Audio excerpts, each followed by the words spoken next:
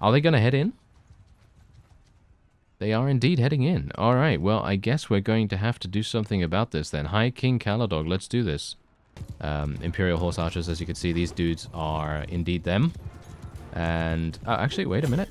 Yeah, they are indeed them. Yeah, okay, so obviously that's a bit problematic. But thankfully my incredibly strong weapon is going to sort them out. Hello and welcome back to the Ronin. Here we are once again at Myzea. We are attempting to take it and further expand our control over the Khuzaits' territory. Now bear in mind that obviously they've taken significant losses in the last couple of battles we've had with them, and their presence on the world map has diminished as a result of that. Now the main problem we're facing in this episode, which I'm not particularly pleased about, is this. Yeah, the declaration of war of the Botanians against us, and you can see what? Well, that's definitely something that I was not expecting. The last time that I looked at the Botanians, they had a combat strength of about, I think, 14,000 or something along those lines, but they have improved their combat strength by such a dramatic amount that I am now a little bit, well, a little bit afraid, to be honest. That is very scary. That is an extremely scary number.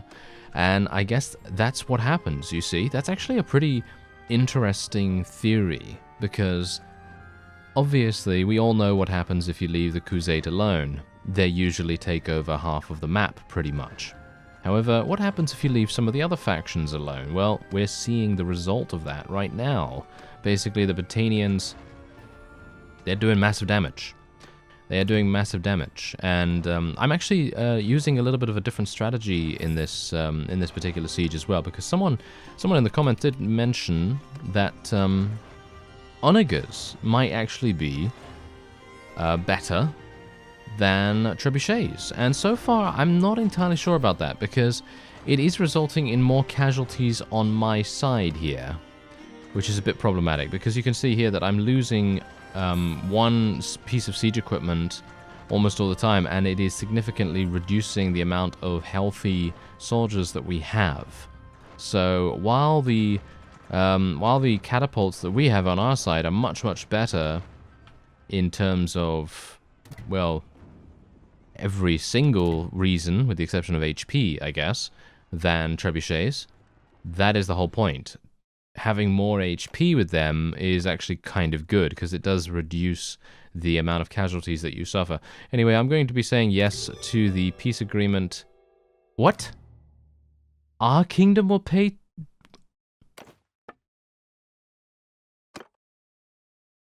Why? Why is that? Why are we paying them tribute? That makes no sense. That makes no sense at all. Sometimes this game, I don't even understand. Okay, we're now making peace with the Khuzait, and our kingdom will receive 90 tribute. What? Why are we only receiving 90 tribute from the Khuzait when we have completely destroyed them in many different ways? Like, what? You know, sometimes this game, it just boggles the mind. I don't really know why that would be the case. Anyway, okay, so because we're under a bit of a time limit here, I'm just going to literally auto-resolve, get these guys out of there. You can see I'm actually leveling up a couple more Tier 3 and Tier 2 units, as I would like to continue making sure that our forces are all doing what they should be doing, and that is, of course, being as strong as they possibly can be. Bear in mind that I could take more and more units into my own army, and I could, you know, max out my own capacity and so on, but the point is, we have a number of people in our army at the moment that are capable of fielding some pretty significant amounts of units, and we are all working as one unit as it is. You know, we're basically working as a very competent fighting force all together, which is actually quite nice. Anyway, now that we've taken Myzea, you can see here that nothing else has really been taken. Oh yeah, I did actually... Oh, what? The Azerite took Akisa Castle? That is a... What? Okay, that is super weird. Do you see what they're doing here? This is actually super strange. Look at that castle right there. They took that one as well?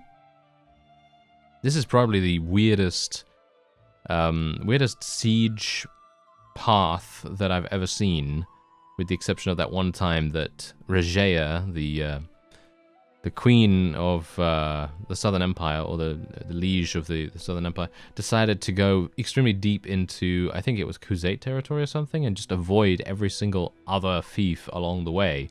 So that's actually kind of interesting. Anyway, we're just going to be doing this and that. There we go. So now we're going to be making peace. That means that all of our people are now going to be freed, which is absolutely fantastic. Unfortunately, it also means that the enemy's prisoners are also going to be freed. But personally, I don't know whether I really mind, you know, because if we are to fight against an extremely powerful opponent in the form of the Botanians, which we haven't fought yet in this entire series just yet, it is going to be actually quite difficult. Ooh, it's me? Oh, yes, thank you. I will indeed take that opportunity, and I will take that suggestion. And I am more than happy to accept that. Yes, thank you very much. Okay, so now we have another town under our control. So that means that I have more abilities to stockpile some units in here. So what we're going to do is we're just going to do this. Recruit prisoners over time, of course. Yes, set the maximum amount of troops. We're going to make it 200, actually. Should we make it 250? Because of the way that we're, you know, progressing in the game so far. Generally, what I like to do is I like to scale the amount of units that I have in each garrison dependent on what time it is in the series and in the playthrough. Because, let's face it, what I could do here is I could literally do 999 or whatever, right? I could do 999 and then it would literally just recruit until maximum capacity or whatever the case.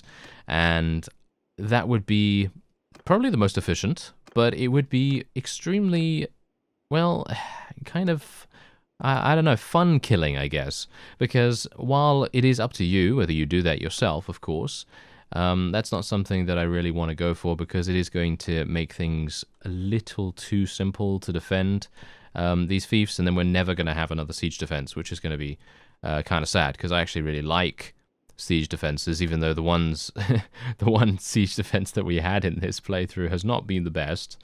So obviously there's a bit of a problem there. But anyway, these guys are going to get trained up to tier 4, as I said before. Not really going to be going for tier 5 or tier 6 units from the improved garrisons mod because I think it makes it a little too easy. But tier 4 is a good balance in my opinion, especially because this, you know, this is a town. If this was a castle, I'd go for tier 3s. Because I think that that is more in keeping with what it is. You know, it's a castle, and so, you know, maybe there's trainers there that are not going to be as effective as in a town, and so on. So just from a thematic or roleplay standpoint, that's all I'm thinking about right now. Anyway, we're going to go for trebuchets again, because I'd like to see exactly what happens, because I had about 850 units or something like that when I started the siege at Myzea. And I ended up losing about 60 or so units just from the catapults that I built being destroyed. And from my perspective, using trebuchets seems to only result in a very small amount of casualties on our side. So while the catapult is a very good siege piece of siege equipment, in my opinion, it maybe results in too many friendly casualties. But that, of course, could just be my perspective on it, because right now, just look at this. None of our trebuchets have been destroyed yet, and I would assume that by this time, a couple of the catapults might have been. And that's the main problem there. Anyway, Western Empire is actually declaring war for some reason. As you can quite clearly tell, they have 79. 79. Yes, I'm not entirely sure what's going on there. What? Look at the Botanians. What are they doing? They seem to be going much harder and making themselves into even more of a demonic entity of some kind. I don't even know.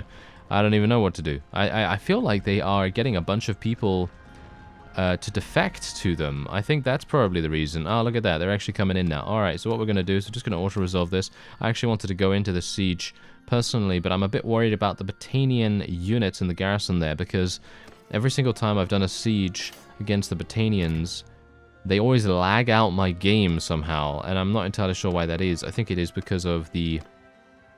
I think some of the armor that they wear tends to be a little bit lag-inducing for some reason. I don't know why that is, but anyway, we're just going to continue leveling these people up, and don't worry, we're going to get into some... We're definitely going to get into some meaty combat relatively soon. We're just going to have to be a bit cautious and a bit patient for that, because while I would very much like to try and weaken them, I'm a little bit scared. You know, I'm a little bit scared because this is Caladog himself, right? Okay, so let's just take a quick look, because he's obviously the leader of the Botanians, and you can see here, what does he have? Well, not much, actually. Not much. He seems to have nothing that is really that scary at all, which is very strange. I'm not entirely sure why that is. Ah. Wow. Wow. Right. Okay, so how are the walls doing here? By the way, can I just ask something real quick? Why do the stats of the particular castle or town that you go into not show until you go through all of the menus? Look at this. Look, I can't see any of the stats right now. I guess that's because we're not yet granted access into it. Now we're allowed to see into it. Okay. So I suppose from a thematic standpoint or, you know, RP standpoint or something like that, it's probably going to make sense, but still, I'm not a big fan of that because I'd like to go in there and see what kind of status the walls have, for example. So, yeah, that's the thing. I actually can't tell what the walls are at the moment. They're at level 2, but I can't see what their actual HP is. See, now that's the problem, you see. I would love to be able to defend against this army, but now I'm thinking to myself that I probably won't be able to because I don't know the specific value that the wall's HP is on.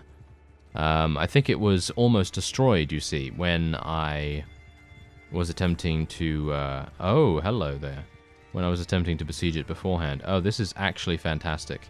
This is really, really good. Okay, so they are obviously going to join Caladog's army in a second. I'm thinking we're probably going to just fight this guy. He's going to be disorganized, and he's been engaged by one of our people, which is fantastic.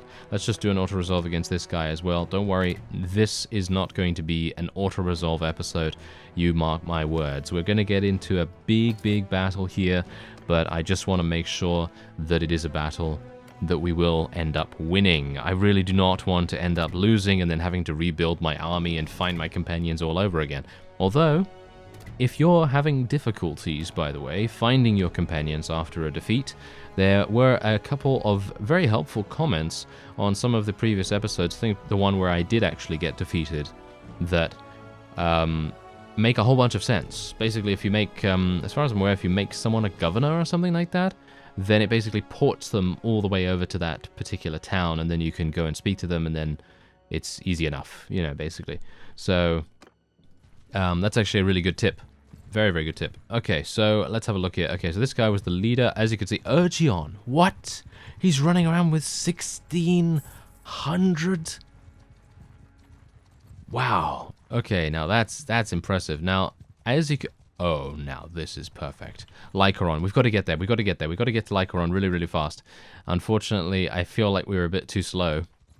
But this is actually still good. This is actually still fine. Because look at this. They have no food here. There is no food to speak of. That is great. This is actually perfect, because what we can do now is we can draw them in, and they're going to continue dying. Look at them. Look at their HP. Look at that. They are losing units. They are losing units only because they have no food in their army at all. And that is going to give me the overall advantage. It seems like some of them, no, look, see, look. They're still losing a couple, but yeah, it might be a bit problematic. They're going to take Genopsis Castle in basically no time at all, as you can see right there. Genopsis Castle is under siege. There's nothing I could do about that. I mean, just let's face it. It's 1,000 units. There's no way I'm going to be able to defend against that, even if the walls are perfectly intact. It's just not realistic to assume that I'd be able to defend against triple the force. So I'm, once again, still just being a little bit cautious here and there. Anyway, I'm hopeful that we will be able to deal enough damage to this garrison here to be able to go in and feel secure in the knowledge that we might indeed end up achieving something rather noteworthy. But what's going on here? Ah. My Zaire has been besieged by Caladog. Yeah, okay. Well, personally, I don't really mind that because, again, it's going to be one of those. It's going to be an extremely large army, and there's pretty much nothing I can do about it. So I just have to wait. That's it. That's all I can really do, unfortunately. But mark my words, we will not be on the defensive for long, and we will not be cautious for much longer, that's for sure. I'm going to be running in there and dying instantly from some kind of headshot, no doubt, anytime soon. But yeah, anyway, let's just continue leveling up our forces. We're biding our time, you know. The smart one will bide their time a little bit, then get shot in the face, and then they might achieve victory because their units are somewhat good. So yes, that's usually how it goes for me. So anyway, I'm not entirely sure why the garrison is not dwindling at all. It seems like we are able to destroy a couple of their siege equipment, but that's it. We never seem to fully diminish it for some reason. I don't know why that is, but I guess it's just because there are so many units in there. But we have almost destroyed the walls, which is fantastic. So I'm hopeful that we'll be able to destroy the walls and then go in there. And we're probably going to go in straight away. Once the walls are down. I think that's probably going to be the best possible solution for us, but I am still kind of a little bit intimidated, you know, by the Britannians, because they have basically double our combat strength at the moment. And if you take a look here, oh, they've lost a lot. Look at that. They've lost a lot of combat strength. I'm actually unsure what constitutes combat strength, because from my perspective, combat strength is army quality, the amount of units in each army, the amount of units in each garrison, and so on. That's usually what will constitute the combat strength of the faction. So whenever you take something, whenever you take a fief or something like that, or whenever you form an army or recruit some additional units, then that's obviously going to be, you know, that's going to be all aiding in your attempts to gain power and to improve your chances of doing well as a faction. So anyway, I think, oh, that was, ooh, that's gotta hurt. That's gotta hurt, actually. That is not particularly nice. All right, here we go. There's a guy. Oh, I didn't hit him? I really thought that hit. Oh well, never mind. Another one? DJ Karl. No. We're not going to do that. We're not going to do that. Yeah, if you get that reference, then, you know, props to you. Okay, so wait a minute. Aha, hello there. Got him. Nice. Okay, can we get another one? Yes, we can. We're going to be paid. Oh, yes, we're going to be paid for producing the song. There we are. Nice. That's very good. Okay, so what else can we do here? What else can we do? I mean, there's not much, is there? Because I have to wait for the siege equipment. Actually, I don't even have to wait for the siege equipment. The walls are down. Why am I even bothering shooting at these guys from outside? Oh, I am an imbecile. Yes, indeed.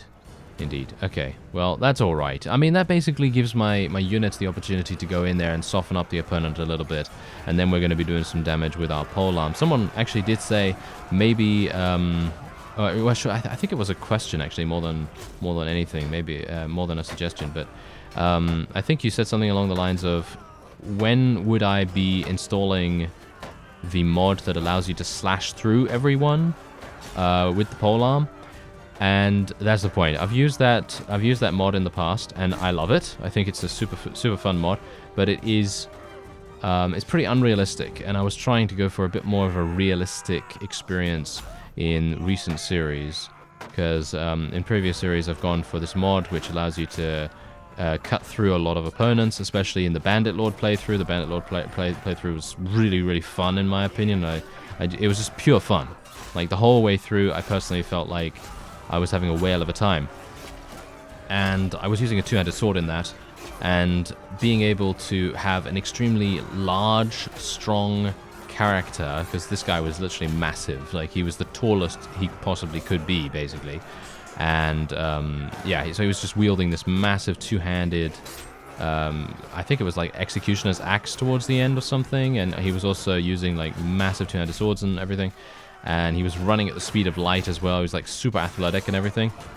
And having that mod really made sense in that aspect, because being able to cut through multiple people with such a strong individual, you might even say that he was slightly superhuman in that case, was making sense, you know, even though from a realistic standpoint, probably not so much. But that's the reason why I generally tended not to have that installed in these other playthroughs, because it just doesn't make sense for the character, unfortunately. So I probably won't be installing it for this one, but who knows, if the Bannerlord does return, which I think he probably will be at some point, because let's face it, I have unfinished business with that particular series. I was only able to make, like, what, 15 or so episodes, or 18 or so episodes, before we had some problems with technical issues, like mod compatibility and things like that. Oh, I'm being shot from where? Where did I get shot from? Careful. I don't know where I'm being shot from. Oh, this is pretty bad, actually. This is pretty bad. There's a huge conglomeration of units in the center here. But I guess the best thing I can do is literally just stay at range, try and deal as much damage as I can with the polearm.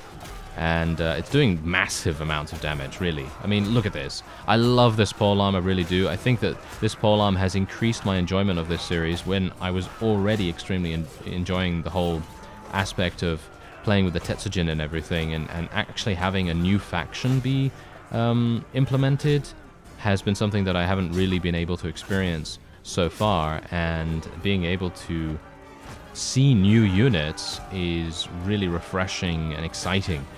And yeah, so it's very, very cool. But adding this weapon on top of all of that is just like, you know, cherry on top kind of thing, and it really does help. I mean, that's the thing. I would highly say that if maybe you're someone that has played the game in the past and you think to yourself, hey, you know what, this game's alright, you know, this game's alright, maybe not worth the full price because it's still in early access or something like that. Maybe you were a bit disgruntled by how the development has gone, and maybe they're not doing it as fast as you wanted or whatever, you know. Personally, I know that game development takes a long time, so I don't really mind too much about that. However, think about this. What if you return to the game and you think to yourself, you know what, I'm going to try and find a weapon that I really, really like. And this weapon, specifically for me, if I had a problem with the game as a whole, that would basically solve, I don't know, 50, 60% of my disgruntledness, if it were, you know, if it were actually a thing. Because I personally really love this weapon so much that I just want to continue using it in every single aspect. And I want to use it in sieges, I want to use it in field battles, and in general, it's just so much fun to use. It really is. And it I don't know, it's actually kind of crazy because I made it on a whim, you know. I made it on a whim and thinking, oh, this is going to be terrible, because most of the time weapons that I create are basically useless. But in this case, not so much. No, very surprisingly so. It seems to be working very, very well for us indeed. But yeah, anyway, point is that I would recommend doing that. So if you were someone that wasn't particularly enjoying yourself, then maybe it would be a good idea to return to the game and see what you can do. Maybe just utilize the strategy that I used to boost up my smithing to a high level, and then make something that you think is really fun to use.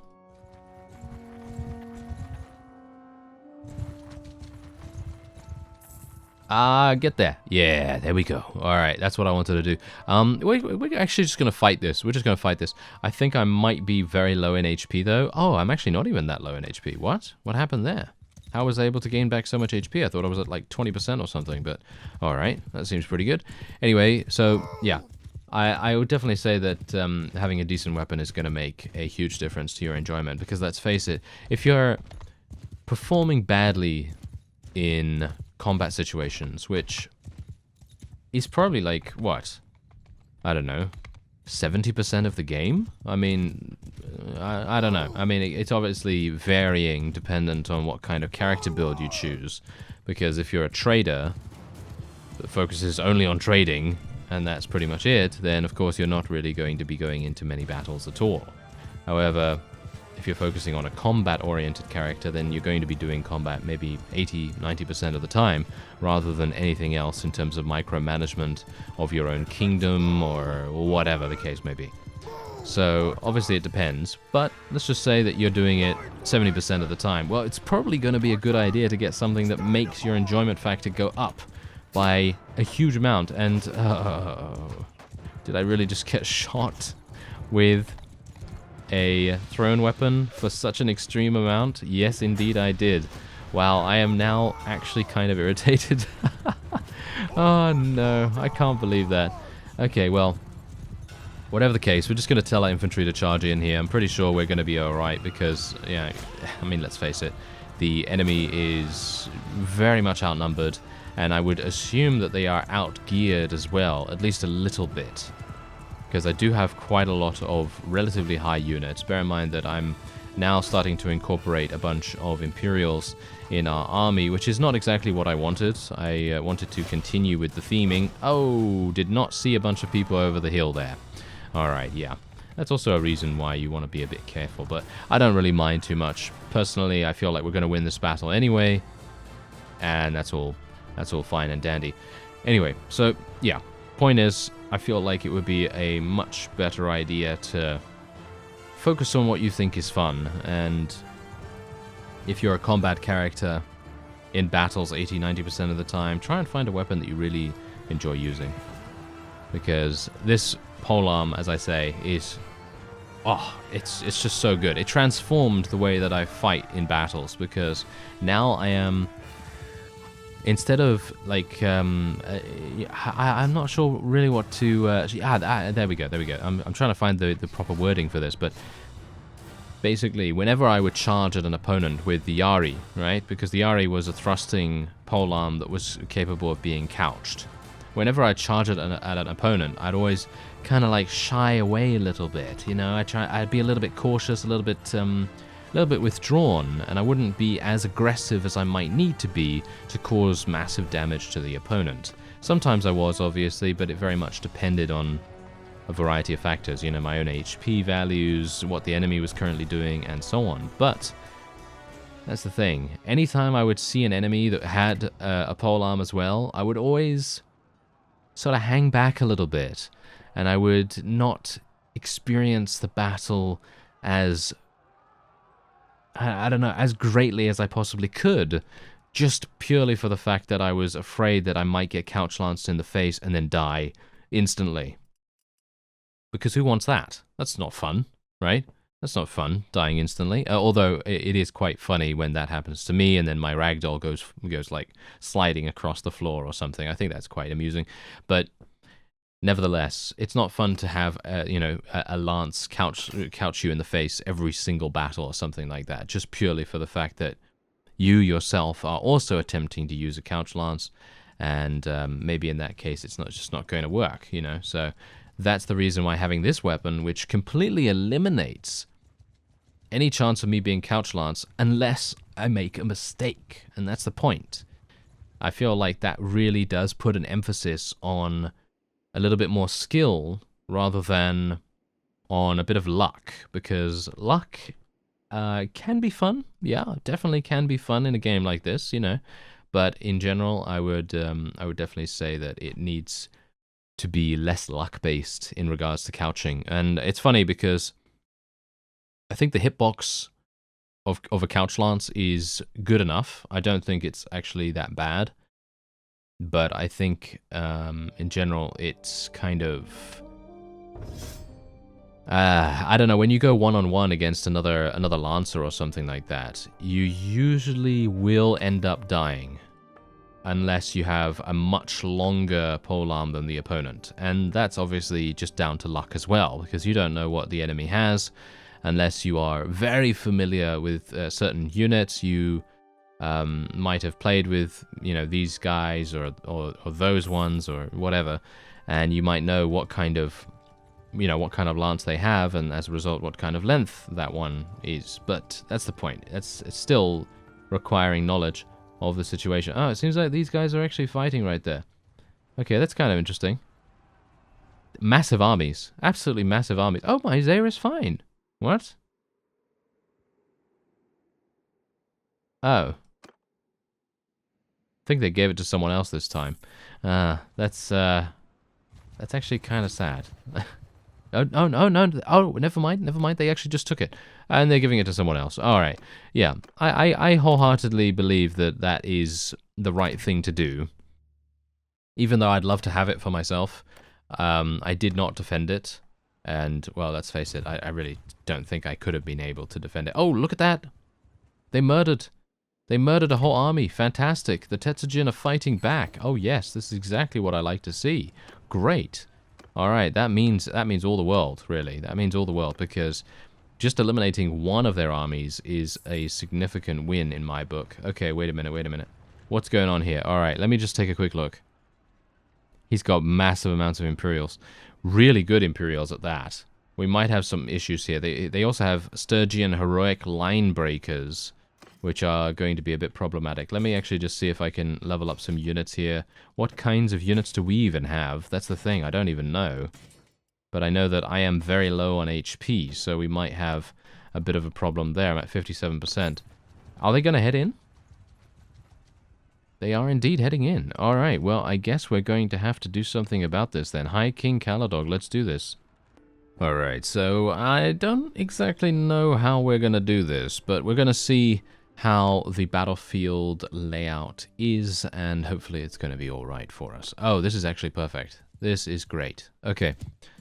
This is a very, very nice layout, and I think what I'm actually going to do is I think I might get off my horse. I'm not entirely sure. Let's just have a look-see here. Let's see what happens first, and then I might end up doing that, because on the one hand, I think having the ability to move around a lot while I'm mobile on my horse, that's probably going to be pretty good, you know, pretty effective.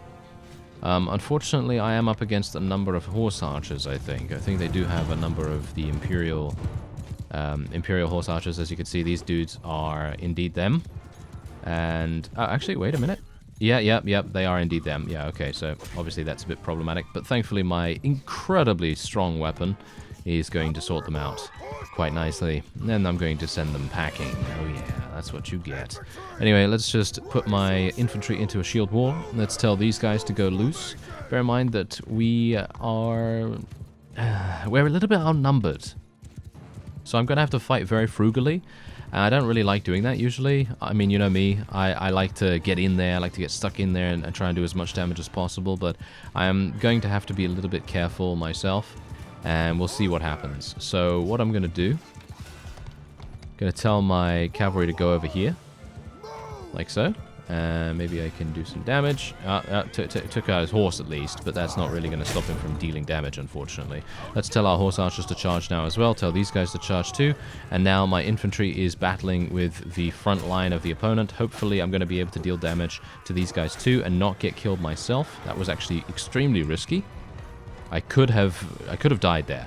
Literally could have died. Gonna tell my infantry to charge in now as well, because we want them to fight back. We don't want the enemy to be able to skirmish easily with them, and we want them to close the distance against the many, many thrown weapon specialists that the Batanians have. As you can see, it seems like that was the right call to make in this situation, but obviously that's not going to stay the way it is. We're going to be pulling our units back when we have routed them a little bit. Nice. We even took out one of the enemy's lords, which is really good because that inflicts a huge amount of morale damage. And I've talked about morale damage in previous series as well. But if you don't know anything about morale damage, basically every single unit death, or should we say unit deaths, because if you do that in quick succession, if you kill, like, I don't know, 3 or more units, I don't exactly know the accurate calculation surrounding it, but if you kill in quick succession a number of the enemy units, then they will suffer more morale damage as a result of that. And morale is kind of like, if you've played Darkest Dungeon, then it's kind of like sanity a little bit. And what it can cause is, it can cause a number of units to rout. It can cause units to be a little bit less decisive about their their orders that they're receiving, and so on. So generally, it's a really good idea to try and maximize the amount of kill potential that you have in any given situation. And, on top of that, being able to eliminate enemy lords has a significant impact on the morale damage that you're able to deal. And as a result, it usually, if you're able to eliminate 1 or even 2, maybe even 3 if you're lucky, enemy lords, that basically just allows instantaneous routing of quite a few units in the vicinity. So it's really, really good to try for that. If you can accurately assess where they are on the battlefield, or if you just get lucky, that, like I usually do. Because I'm not actively looking for them. I could be actively looking for them much more than I am, but in general, I just tend to go with whoever's in range, you know. I go with whoever's in range, and then hopefully that's going to work out for me. Oh, that was close. Yeah, that guy had a polearm. Could have very easily taken me down there. Anyway, I'm just going to tell my units to charge in. Actually, you know what? You know what we're going to do? I'm going to be a bit of a stingy guy right now. I'm going to be a bit of a stingy guy. I'm not wanting to be too overdoing it, you know. I don't want to be too over the top in terms of my aggression here, because we are winning this by a pretty wide margin. We are winning this massively, pretty much. And I don't think me throwing away a bunch of units in a charge is going to really do much. I think that that's basically wasteful. And what I'd like to do is see what happens to the opponent. Okay, so they seem to not be wanting to move. Okay, well, that's fine. If you don't want to move, then I'll move to you. But we're not going to do it in an aggressive manner. We're going to be very disciplined about this. And we're going to get there. And then as soon as they get into range, then we'll be aggressive. Yes. Then we'll be extremely aggressive, and we'll try to take him out real fast. Okay, so let's see what we can do here. There we go. Nice Sturgeon Horse Rider. I'm gonna be a little bit audacious here myself, because I do have this weapon, and it makes me feel like I'm actually kind of invulnerable, because I can attack from such a far distance away. It really makes a huge difference. Oh, hello there. Yeah, that's exactly what I'm talking about. See, now, here's the thing. My positioning was at fault there, not the fact that I was using this weapon. It's literally just my positioning. But if I was using a lance in that case, and I was attempting to eliminate one of the enemies, I would have been dead right there. Really would have been dead, because I would have hit that guy square on. He would have used my speed against him, you know, to actually kill me. Because obviously, the more speed that you have, the more damage that a stationary target with a spear ready and braced is going to inflict. So, yeah, anyway, it seems like most of the opponent are actually routing, as you can quite clearly tell.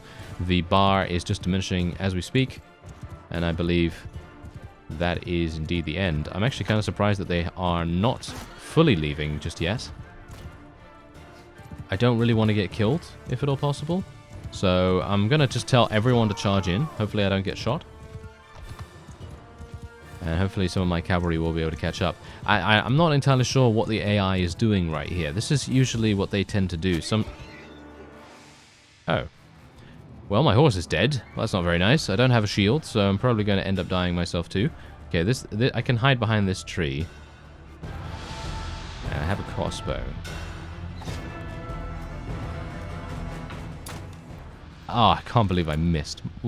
Basically my one and only shot. Yeah, that happens, doesn't it? That is just quintessentially me, right? Yeah, quintessential. Okay, well, maybe I could take this guy down? Oh, really? The projectile speed is so slow with this weapon. I really need to get a better crossbow or something. I feel like my crossbow is actually pretty good, though, so not entirely sure. I guess my timing is just really off, because I'm not used to shooting at mobile opponents. Guess that's pretty much it. Anyway, there you go. We actually... What? Are you serious? We ended up only losing 22 units? Right, okay. Very, very surprised about that, but look at this. Now we get the opportunity to take all of these guys prisoner, and we have eliminated yet another Batanian army from the map, which is going to make so much difference to the overall strength of the Batanians. And look at that. I was able to capture a whole bunch of Tetsugen units as well. I actually rescue them, that is. Which is perfect. I'll just let these guys go to whoever wants to take them. and we'll just take all the loot. Thank you very much. Okay, so there you go. We basically we did something that I said I was never going to do again, which was attempt to take something on when we were attempting to, to do a siege or whatever. And it seems to have worked out quite well. Anyway, I'm going to go over to Lycaron right now. Hopefully these guys are not going to see fit to attack me. I mean, I don't think they will, because most of our units are actually perfectly fine, surprisingly enough. I guess my strategy worked remarkably well. Kind of shocked, actually, about that. Anyway, we're going to declare war against the Northern Empire, apparently, so let's do that. And I wouldn't mind taking a couple of their fiefs, to be honest, because they don't have that much combat strength, so we might as well try and get them completely dead. And as you can see, look at this, we've equalized almost. We've equalized the total combat strength that Britannia has because of a couple of foolish attacks that they've attempted to make. Wow. That is actually very surprising. Now, of course, we did end up losing Chinopsis Castle, and that's actually it. We only lost Chinopsis Castle. Oh, and Phykeon, of course. But Phykeon is going to be very easy for me to take back. As you can see, there's only 135 or so in there, and that's really not going to make that much difference at all. But this is what the map currently looks like. This is a very big problem. The Britannians are an extremely big problem here, so I'm not entirely sure how we're supposed to fight back against them. But we have a pretty significant amount of territory ourselves, but the main problem with our faction is that our vassal quantity is diminishing quite a bit. So I'm not sure what we'll do about that. But anyway, I thank you very much for watching, and I'll see you next time.